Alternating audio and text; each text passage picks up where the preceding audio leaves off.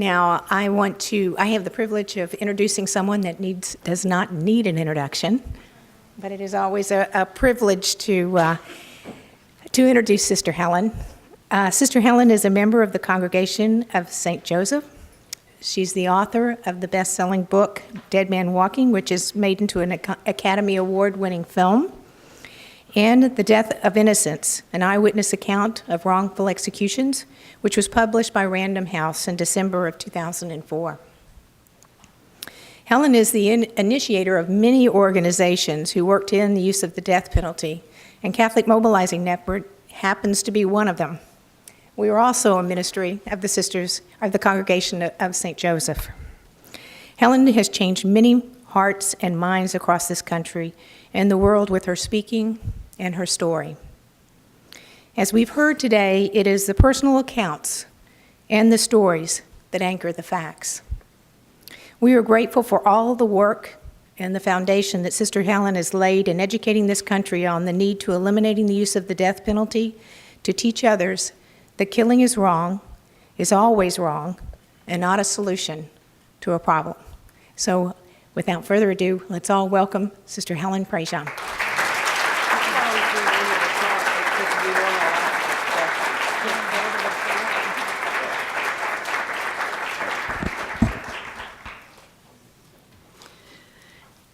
St. Bonaventure said, "Don't ask for understanding, ask for the fire."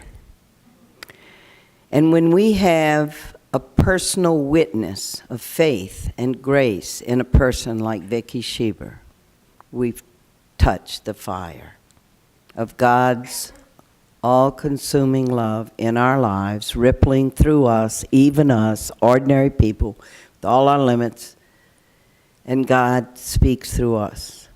And witnessing, when we talk about a level of witness, like the letter to the Hebrews, a cloud of witnesses, and we have an emerging cloud of witnesses in this country, I think that it's really one of the main factors about why we are ending the death penalty here in the United States. Can't happen soon enough. The suffering is so great of those condemned to death and their families. And it's such an illusory solution to victims' families, which only prolongs their suffering, and as many victims' families say, re-victimizes us. Witnesses. When I came out of the execution chamber, it was early morning, it was like 1:30 in the morning after Patrick Saunier had been strapped down and killed. The words of the first epistle of John came through my mind as I'm outside the gates, vomiting. I'd never in my life seen anything like this before.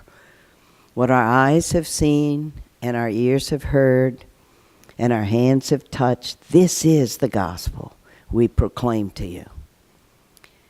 The prelude of my book, River of Fire, which is going to recount my spiritual journey that led me to death row, of how I even got there in the first place, goes like this. They killed a man with fire one night. They strapped him in a wooden chair and pumped electricity through his body until he was dead. His killing was a legal act because he had killed.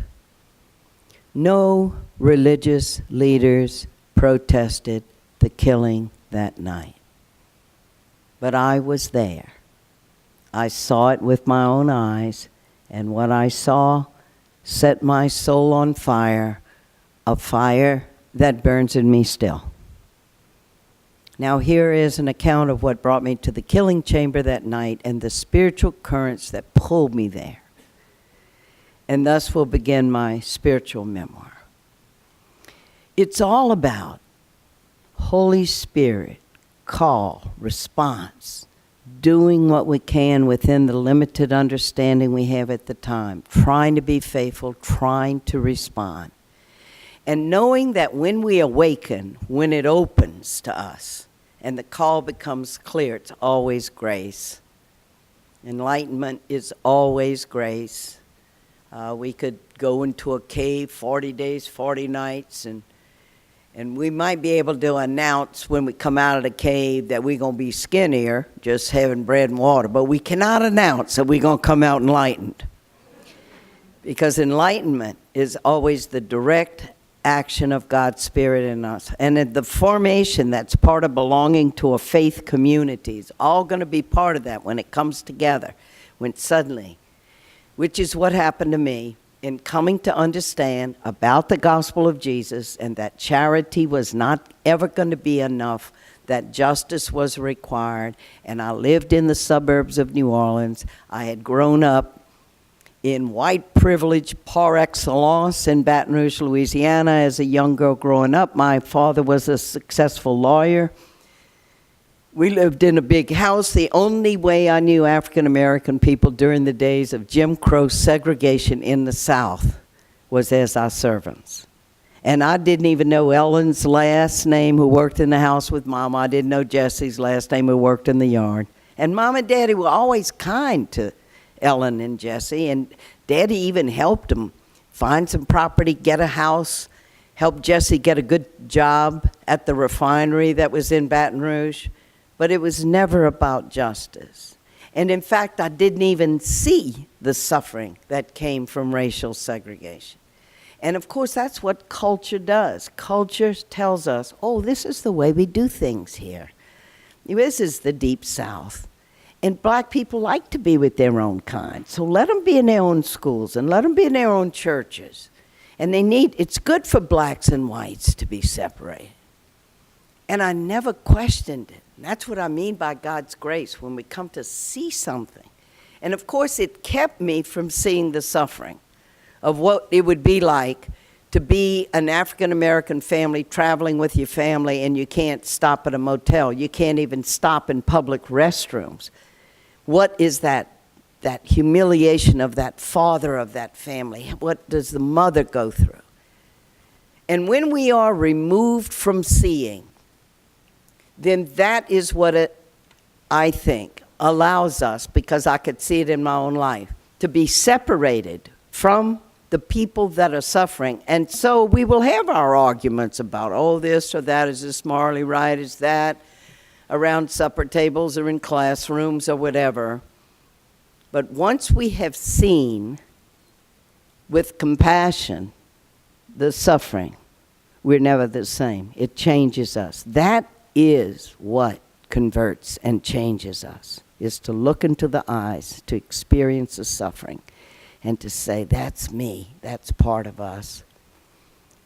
Which brings a connection with the Eucharist, the body of Christ, remembering it together again when it's gotten separated. Separation is probably our greatest challenge for people, those of us who call ourselves Catholics and are middle class or upper middle class, and we live in our neighborhoods and we go to churches in geographical areas with people just like us. And so I woke up, and that's the first part of the journey of Dead Man Walking, was waking up.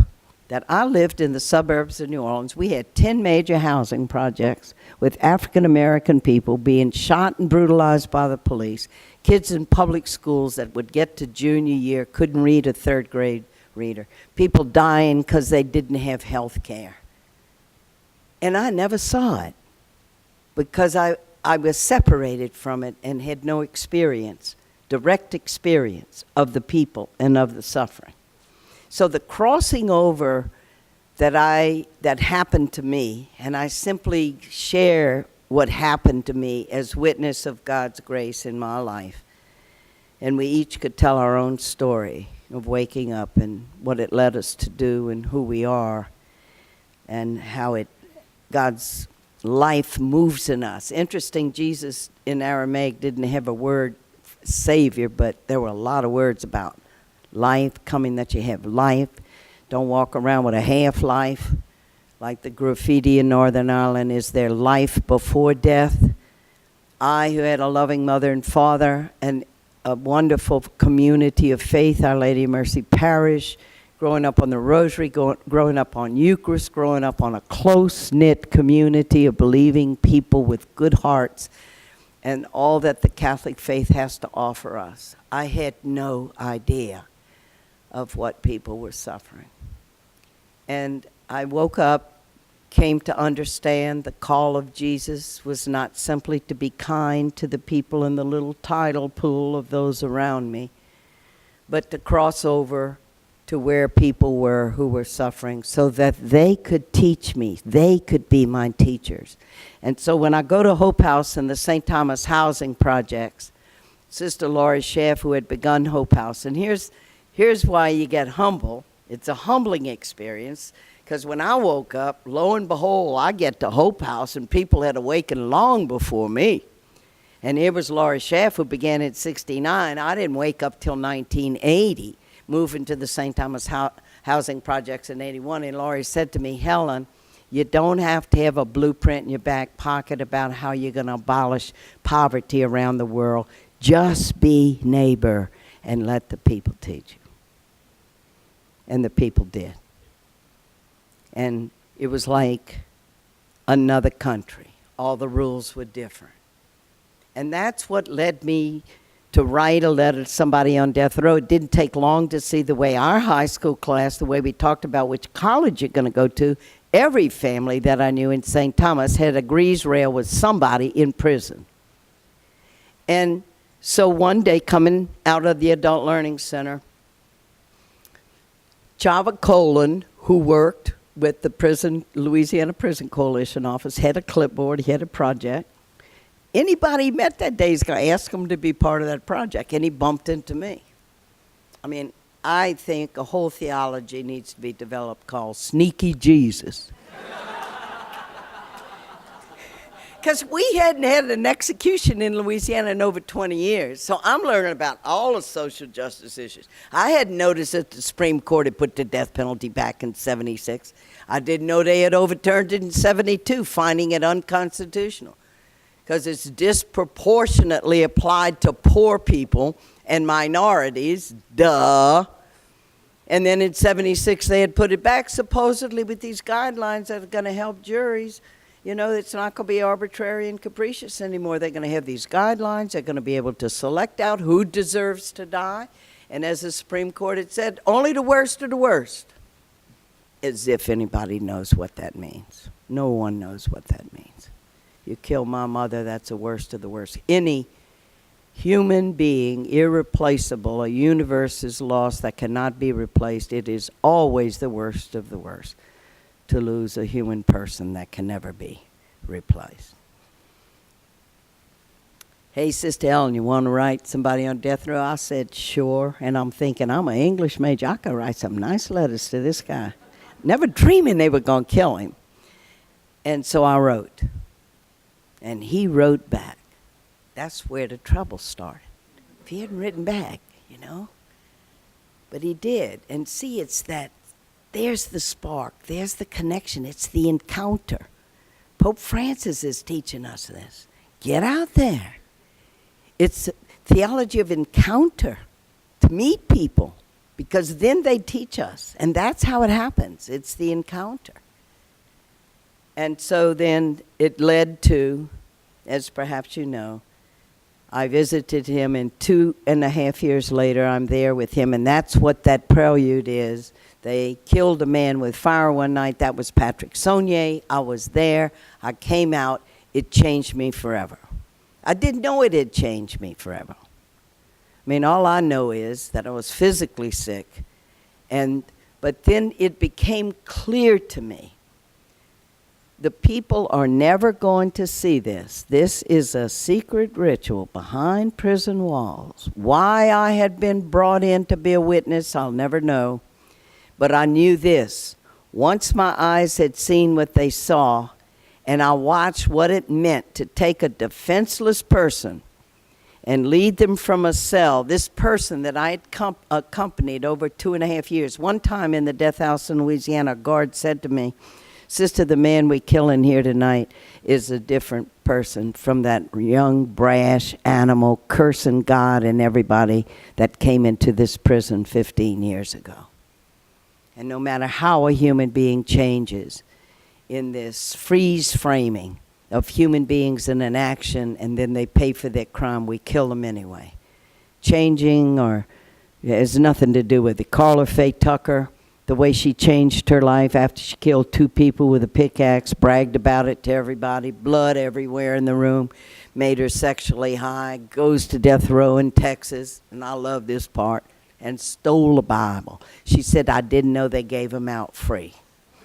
Now, you know that's not a roaring start. You're the pickaxe murderer, you go to death row, and you steal a Bible. And she sees in 1 Corinthians about being a new creation in Christ. And the women who were on death row with Carla Faye Tucker said she needed to be a new creation in Christ. She was a bitch. And she was snooty. She didn't talk to us. She never shared her stuff. And Carla Faye Tucker transformed her life to be a loving person, and everyone could witness the change, the warden, the guards, all the women. And she climbs onto that gurney when George W. Bush did not spare her life, saying he wanted to be basically an equal opportunity executioner. If the men could get it, the women could get it too.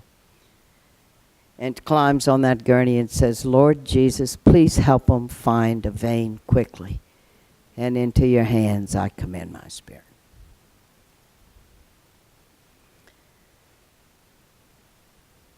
So when I'm outside those gates at night, I remember thinking of the people, that the people were never going to see this.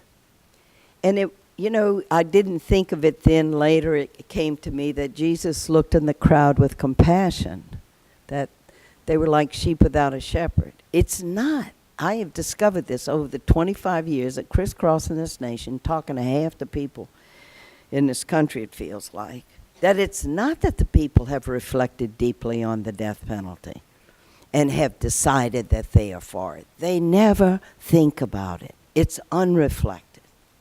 And so that what we have to do is we got to wake the people up. It's awakening a nation. It's awakening conscience. There's an amazing book out now, I'm going to just do this as a kind of aside, called Bury the Chains, of how they banished the slave trade in Britain. And in the 17th century, the 18th century, it was a worldview. No one questioned it, that some people were simply meant to be property. That's just the way life was. Never questioned it, never looked at the humanness of slaves. And 12 men in a printing shop in London in 1787 put their hands together and made a commitment. They were going to end the slave trade in Britain.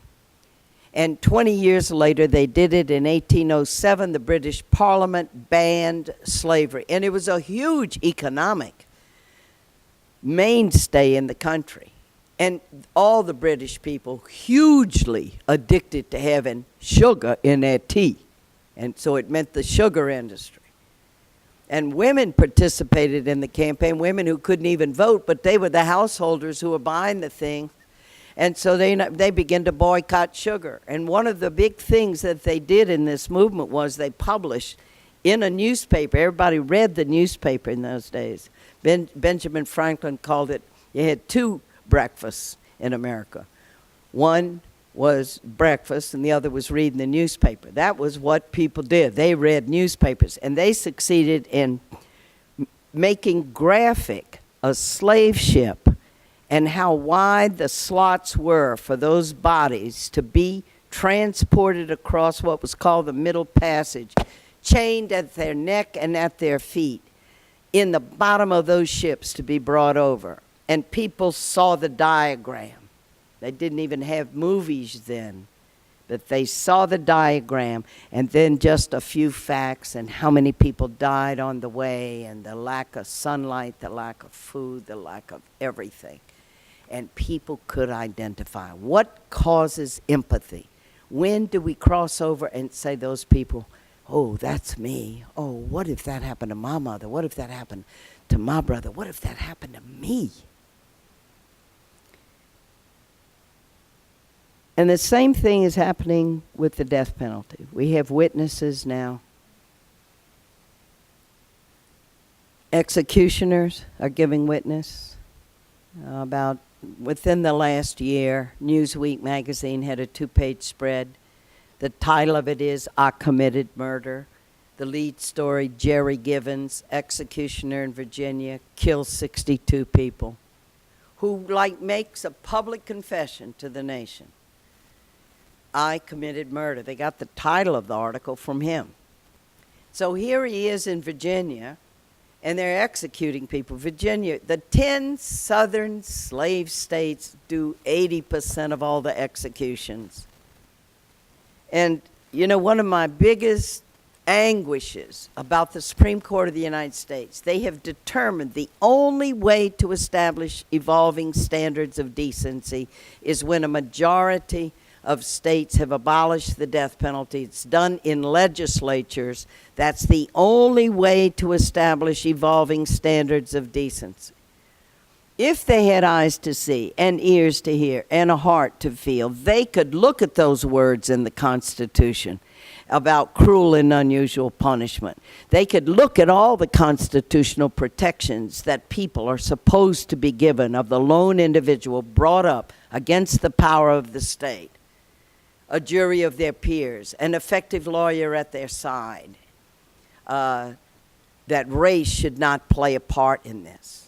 And the terrible racist decision they made in McCluskey, where they had before them the clear pattern, overwhelmingly, and it's still true today, of the 3,000 plus people on death row, 8 out of every 10 are there because they kill people of European descent.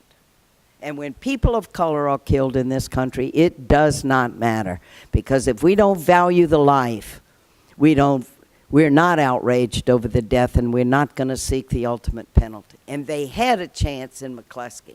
There it was. And what's the worst thing about that decision is they acknowledge that race plays a part in the application of the death penalty, but they said it would be too costly to look for a remedy to it. They acknowledge racism, but they said we can tolerate that. We will allow that.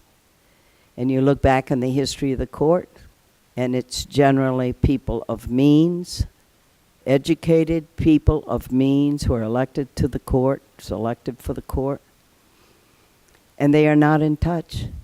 And you have people like Justice Antonin Scalia, a Catholic, who says, I just read the text. I just get the plain sense from the text, do what the framers would have done. Well, what the framers would have done was to make sure all those constitutional protections were there for the lone individual, but they never look at that. He never looks at that. He even says, this is in my book, The Death of Innocence, where I take on what the courts are doing and how they're preventing innocent people from being able to get their appeals in there, because they close the screws and the apertures to be able to access their rights. That time runs out on them, the treadles come up. Too late, should have filed it sooner, but I didn't have a lawyer. Well, not perfect, but not ineffective. I'm learning a lot as we go along in here. I mean, I know that people can use a text of Scripture to back up what it is they've kind of already made up their mind they want to do, and so they're going to have God back them up by quoting selectively. I know now the biblical illiteracy of this country. When 10% of the American population identified Joan of Arc as Noah's wife, I mean, you know we're in trouble. So when they going to be slinging that eye for an eye or whatever. And Justice Scalia says, I simply read the text. No text is transparent as to its meaning. If Nelson Mandela reads equal justice under the law, and Justice Antonin Scalia went to Georgetown and reads equal justice under the law, it's possible to start theorizing. Oh, well, it means this, or it means that. Oh, well, no, actually, intrinsically, it doesn't mean this. It means that. And people are being killed, and they're suffering tremendously. So witnesses emerging. Jerry Givens, 62 people. He's very candid in his public confession to the nation, and he said, to be truthful with you, he said, some of those people I'll put away. I had what you call an executioner's high because they had killed a child or they had killed an elderly couple in cold blood, and we got them, and I go, good riddance. But we just kept doing executions. Then there was word about several of them about possible innocence. So he has a conversation with the warden. Well, what about them? I mean, you know, they got some questions about innocence. And the warden says, Jerry, just do your job, Jerry. It's not up to us to second guess the courts and what they do. And our job is just to carry this out. And when you have a Supreme Court of the United States that tells you that this is a good thing to do, this is according to the law as we interpret it, people think the law is holy, that the law must be right. And we are law-abiding people. It legitimizes the death penalty. So Jerry Givens had all of his papers, all of his mandates, all of his legitimacy to do what he's doing, but he saw what he was doing. Same for supervisor on death row in Louisiana, Felton Cootie, who after 5 executions, as long as he was supervisor on death row, he did fine. He would get the trays to the guys. He saw there was order on the tier. But then he was transferred over to the execution squad. And he knew each of the men on death row. And that's a hazard to your job right there, because you know them as persons. He knew their crimes, but he also knew them by name. And his job wasn't even to strap them in the chair or on the gurney. His job was just to take a paper sack afterwards and go collect their personal belongings in their cell to give to their family. And after 5 executions, he called me in his office and he goes, Sister, I can't keep doing this. I'm going to have to quit this job. Because afterwards, I come back. I can't sleep, I can't eat. I just sit in my easy boy chair the rest of the night. In my gut, I know this person's defenseless, and we take them out and we kill them. And we are taking a defenseless person and killing them. And he said, I know their crimes. I know how horrible their crimes are. But it's the act itself of doing it. And probably if Felton Cootie hadn't been brought onto the execution squad and he just had his job at the prison, being with the guys on death row. And yes, he'd go to work the next morning and the cell would be empty, where someone that he knew had been taken out and executed the night before. He could see the empty cell, but it's not like seeing it. You know, in one of the Psalms says about the crucifixion of Jesus, and they will look on him whom they have pierced. And we are killing all these human beings behind prison walls.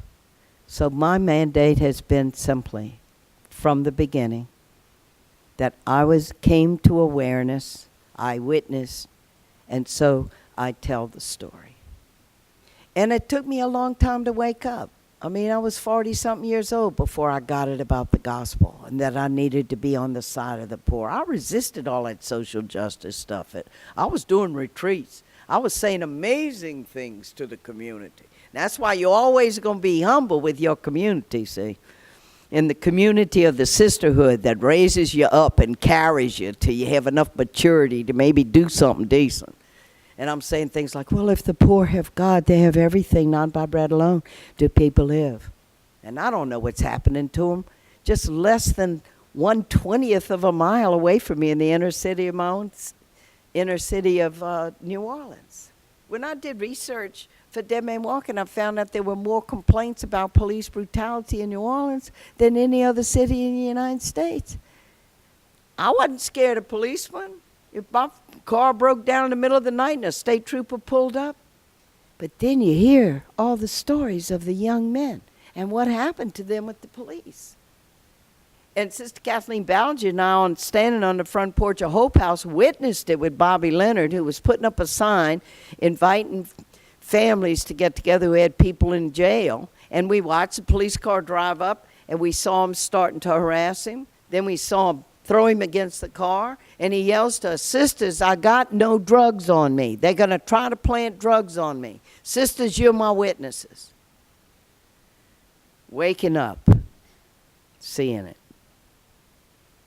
And so I began And so eventually it led to not just being with the person executed, but making my way over to the victim's family. And there I made a bad mistake, because I didn't reach out to the victim's family at first. Patrick Saunier and his brother Eddie had killed 2 innocent teenage kids. And when I knew the crime and knew what they had done and saw the picture and saw the kids and thought of the parents, I thought, oh, the parents are never going to want to see me, because I'm the spiritual advisor to the 2 people who killed their children. And I stayed away, and I had a good Jewish editor, Jason Epstein, when I wrote Dead Man Walking. And he said, Helen, you're really downplaying not reaching out to those victims' families. He said, it was cowardice, wasn't it? You were scared, weren't you? I go, yeah. He said, look, when you write your book, don't just take people with you on the peaks of the waves when you do it all right. Take them into the troughs when you do it all wrong.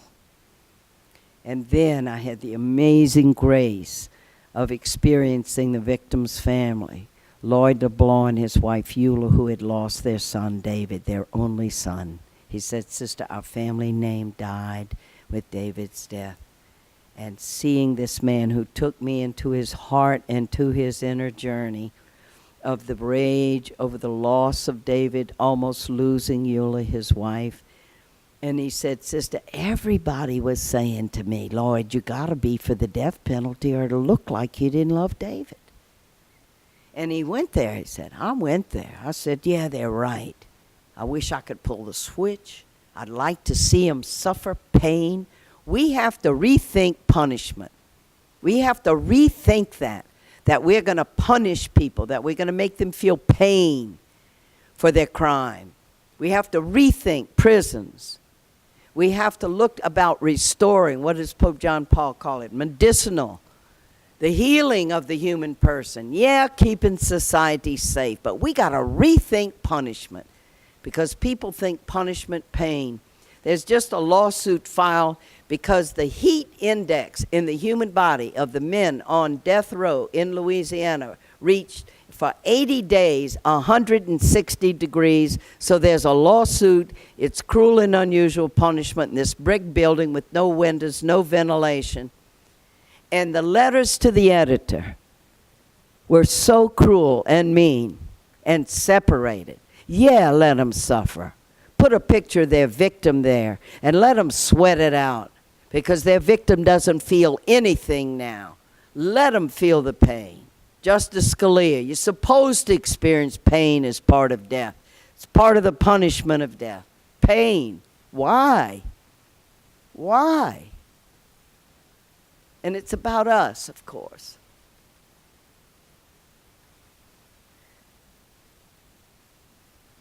So, because of Lloyd LeBlanc and going to pray with him in this little chapel, he was the gracious one. I'd done it all wrong. He said, sister, come pray with me. You need to walk in our shoes.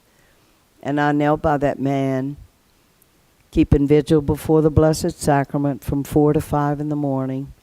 And we prayed the rosary together. It was Friday. We prayed the sorrowful mysteries of the rosary. I'm kneeling alongside a man who's praying through the agony and passion and death of his only son, along with the sufferings of Jesus.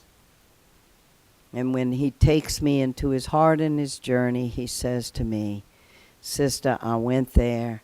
I wanted to see him suffer pain. I wanted to pull the switch. But then when I got there, I didn't like what it did to me. And he did his hand like this, and he said, then I said, They killed our son, but I'm not going to let them kill me. That was Vicky Schieber's witness to us of loving compassion and honoring her precious child, Shannon. And the victim's stories, Lloyd LeBlanc's story of healing. And he set his face then to go down the road that Jesus had said to follow. And grace met him on the road, and he became a transformed man. He's the hero of this book. I'm not the hero, I'm the storyteller. Just want to end with just a few little snippets of the encounter with Pope John Paul. This is in the second book, a man, Joseph Odell in Virginia, who is protesting his innocence. Virginia is all too ready to kill him. The people of Italy get involved.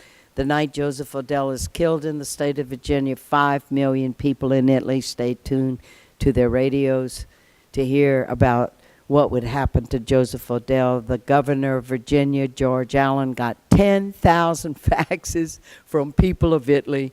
Do not kill Joseph Odell. He couldn't wait to kill Joseph Odell and have him done with. And then the mayor of Palermo visits Joseph Odell and says, Joseph, if Virginia kills you, we will not let you be buried on this soil.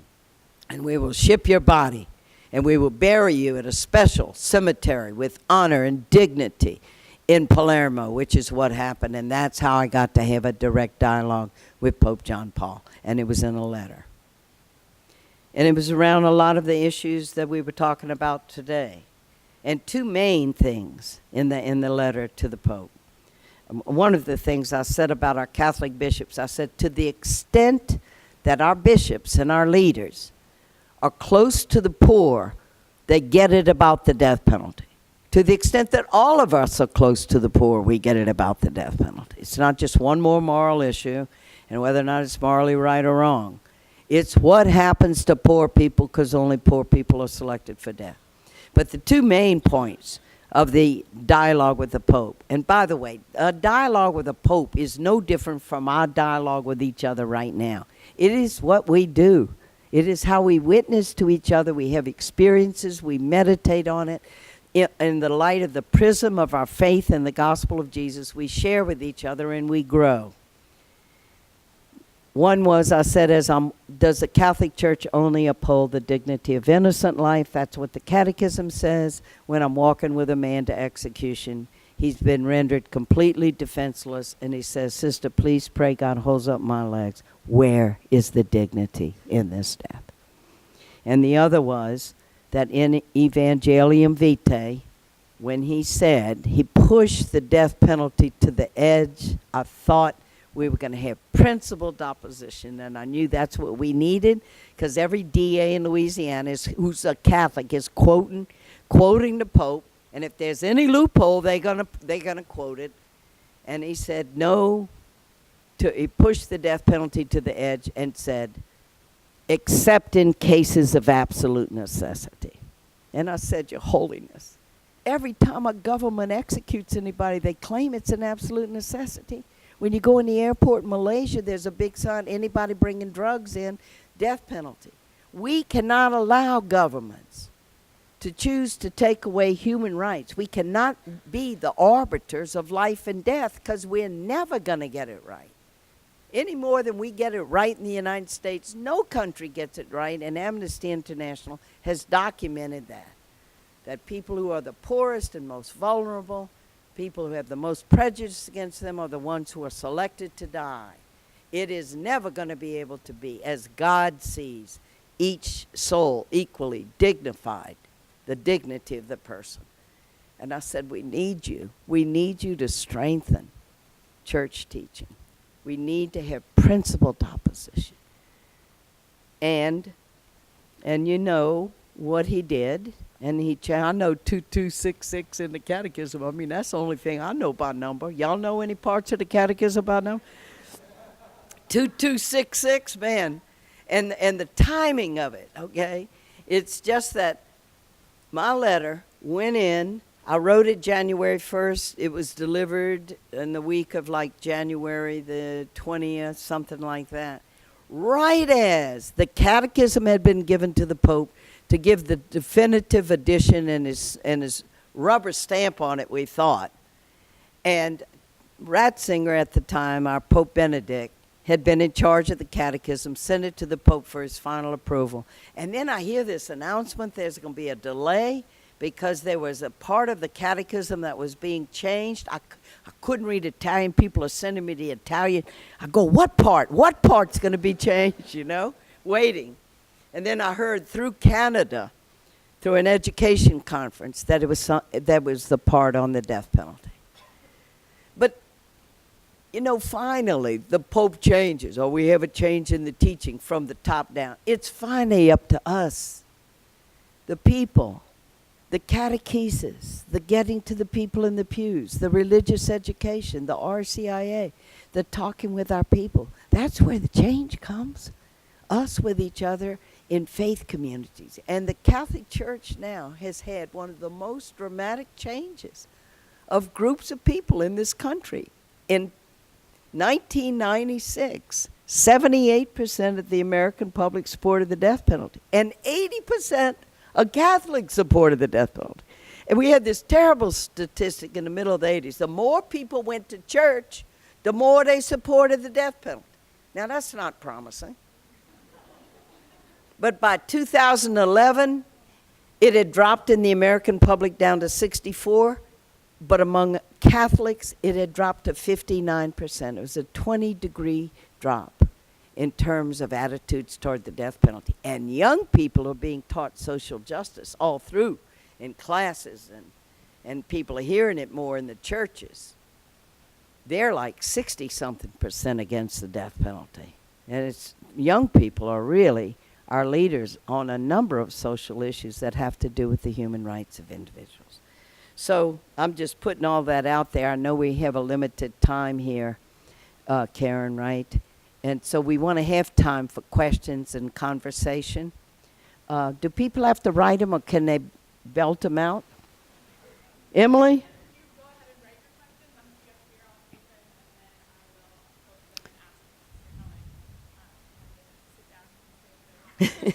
Okay. I'm sorry, I went over a little bit, so we just have 10 minutes, so you have to do it quick. So the first question is actually one that came through social media. Earlier this week, we had asked people on our Facebook and Twitter to think of questions after having read Sister Helen's wonderful books, Dead Man Walking and Death of Innocence, what questions they wanted to ask. And this was one that came up from Tim Fabian. Exactly 2 years ago, the governor of the state of Oregon stopped all executions because of moral reasons. In a remarkable press conference, he said that capital punishment would be the perversion of the justice system, and explained that he doesn't want to be part of this system anymore. Some states, for example in Maryland, followed and set a moratorium. Do you think that there is a serious nationwide trend and moral rethinking process? Is this a believable reversal? Yes, we are definitely in the process of seeing change in people's attitudes toward the death penalty. We see the change in the legislatures. New Hampshire, the granite state's about to put a crack in their granite. You know, we have Meredith here who's working in that campaign. Delaware's close. Let's name some others. Kansas is close. Where have I been? New Hampshire. Anyway, we have about, 6 in the last 6 years. And what's going to happen is, it's so clear the geographical disparity of the real practitioners in the 10 southern states.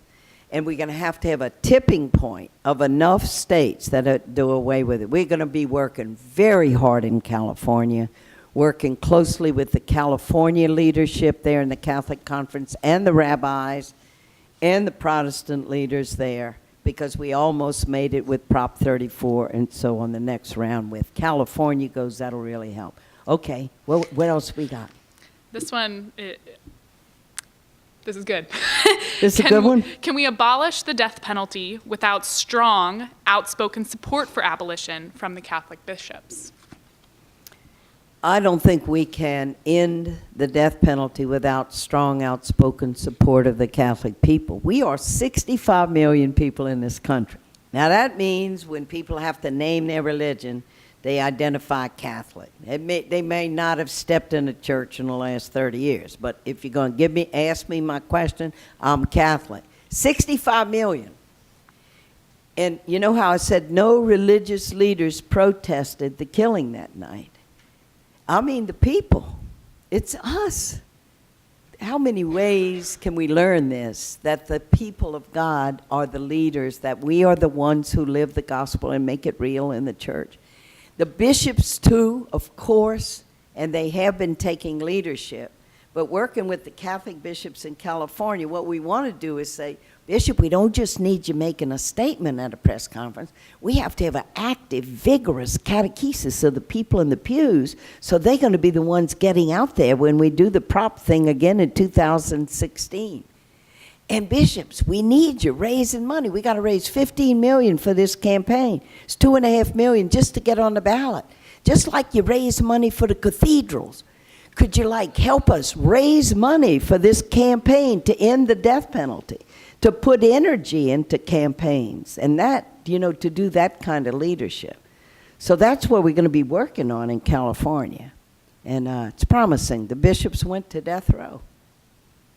How can you go to death row? And you look up at San Quentin, they have 722 people in these tiny cells waiting to die, on average 20 years. And you look up this tier, it's 5 tiers of nothing but cells. And there's no way you can go there and your eyes look and see that. We met a few of the men. And what happens to your heart when you come home after that? So they did that. 12 of them went to death row. They will look on him whom they have pierced, to look upon the people, look in the eyes of the people, to see the suffering. I think this is a good follow-up question to that. We have someone here that's a student and is the vice president of Amnesty International on their campus. And that person wanted to know, how do you best introduce the death penalty to people who really have no background in capital punishment? So what is your first appeal that you make in those kinds of situations, especially, I think, in situations where you can't take someone into a facility? Yeah, right. The first thing in the conversation is to talk about the reasons for the death penalty. And you're in there with them. Give me the reasons you support the death penalty. And if they miss one, I add one. Oh, yeah, and then there's this. What about deterrence? Or what about justice and fairness for the victim's family? Here, their daughter's dead forever and buried, and why should he be having a life sentence? And he can still be educated, he can read books, he can call his mom on his birthday. That's not fair. She's dead, he's alive. And actually stand with them in all the arguments. And then begin to go to, well, here are the questions I have now, because here's what I've seen, here's what I've learned. People don't have any information, basically. They know innocent people now. They're aware there's been 142 wrongfully convicted people, so that's had an impact on the consciousness of the country to some extent. But it isn't just the innocent, it's about the guilty, see? And when Tim Robbins, when we did the film, A Dead Man Walking, he said, this film can't be about anybody innocent. We know we shouldn't execute the innocent. But when somebody's guilty of something, why can't we execute them? That's what the death penalty's for, those who deserve to die because they killed. And you got to bring them there close and not let them off any of the moral questions about that. So in any conversation with people, it's first just really to hear the questions and listen to see where people are coming from. And then to begin by raising questions. And then I lead people. I just say, would you read a book?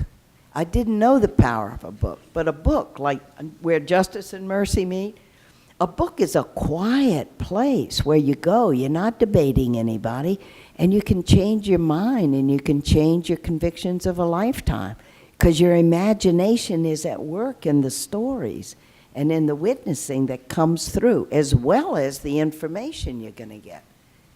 And so it can be a quiet way that you can change your opinion. And so Dead Man Walking, I'm so grateful to God that I wrote a decent book and I had a good editor. I mean, who really helped me every step of the way. I was going to do the book all wrong. Y'all would have never heard of Dead Man Walking. It'd have been Dead Man Dead. But he said, Helen, you wait too long to talk about the crime in this book. Nobody's going to read your book. You're a Roman Catholic nun, your spiritual advisor, what terrible murder. They're going to think she can't face unblinkingly the horror of that crime. She's going to say, oh, he's the Son of God. Jesus said to forgive. They can expect every platitude to come from you and that you can't face it. You can't look at it with them.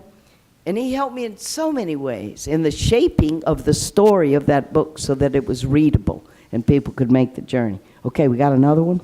Yeah, so I'm actually going to move 3 of these together because I think that there is a general concern about unity in terms of opposition to the death penalty. One of them kind of in terms of racial separation, another in terms of interreligious dialogue, and another on intra-religious dialogue within the Catholic Church. So in that context, how do you propose that we cross divisions in terms of theological divisions or political divisions to work to end the death penalty?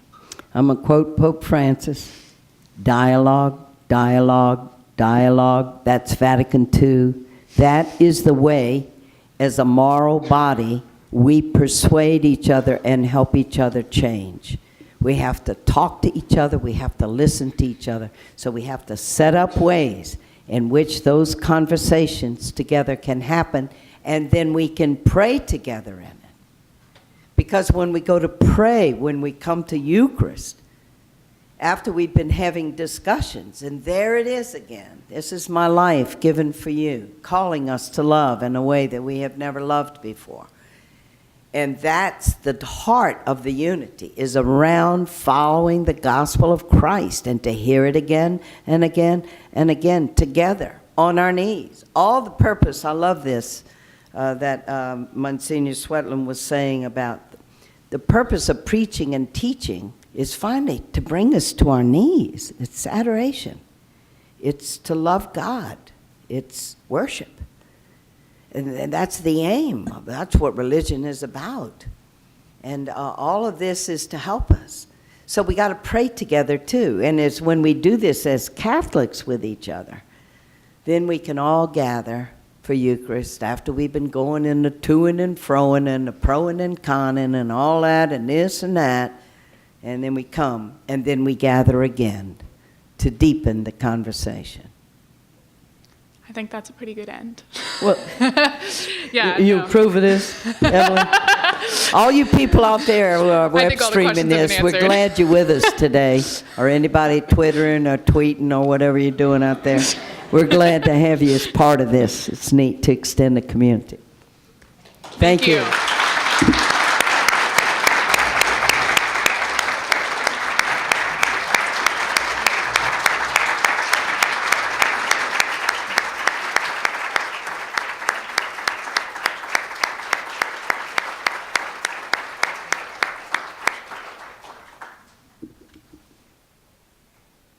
I want to thank all of you for being here, and thank you, Sister Helen, for coming, and Sister Sally for joining us, and all of you that have traveled from California, New Hampshire, all to bring here. You've enriched our day, and we really appreciate it.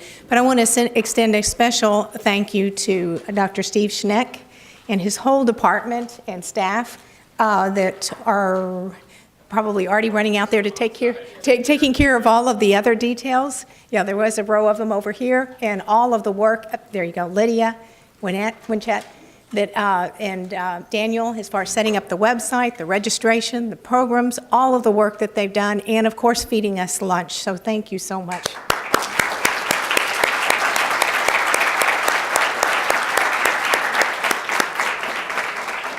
We'd like you to invite you out to the book tables, and Sister Helen will be out there, and they will be selling books. And to continue the conversation, please, we ask you to go to our website, www.catholicsmobilizing.org, sign up. We have a monthly newsletter. We just once a month send information out.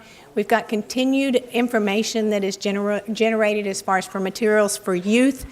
Everything we have is in Spanish. And Sister Ilaria is doing tours, tweeting, radio presentations, and is expanding this conversation with our Spanish brothers and sisters.